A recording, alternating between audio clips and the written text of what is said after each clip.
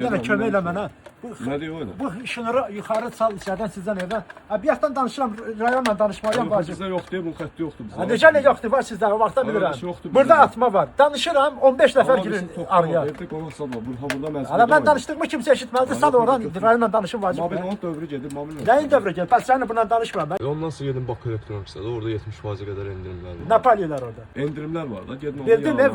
Var lap yaşlı. Sonra 6 Mart'dan 9 Mart'a kimi. He. Qırmızı şənbə kampaniyası var. Gedin oradan götür də. Neynirlər orada? Telefon götürün, canı tutarsın. Bildim de sonra yani tut bunu sen. Burada da atın 8 danışırım Mart- tutun. 8 Mart Karma gəlir. çekti dart bunu. 8 Mart'da gəlir qalanı. Gəlib yoldaşlıq bir hədiyyə alırsın. Ver bırak şunu Özür dilerim, yoldaşım telefon sen. götürün, söz alsın. Sana ait değil yoldaşım. Ne diyeceksin? Harada 24 aya bölmə imkanı da var. Neye bölürsen? Məhsulları, endirimli məhsulları. Gedin yalan. Açık din ora. Ha, niyə açıqdır? Ama sen bir işe yarama ancak öyle vır radyo kimi danış.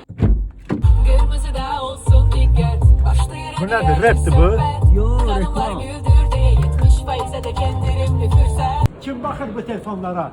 Endirimde olan telefonlar hansıdır? Ay yoldaş, dikkat edin de.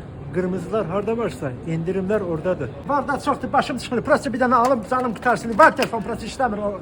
Yoldaş, eğer siz yeni telefon aldınızsa elinizdeki köhne retro telefonu bana bağışlayabilirsiniz. Şimdi ne dersen sen bunu ben tullayacağım çıksın geçsin bunu. Evimde kolleksiya yığıram. Ona göre istedim. Gel getir ne dersen söyle. O Rusların bir sözü var. Starni домашний telefona ne kadar O ne demeydi ki? Hiç bilmeseniz yaxşıdır.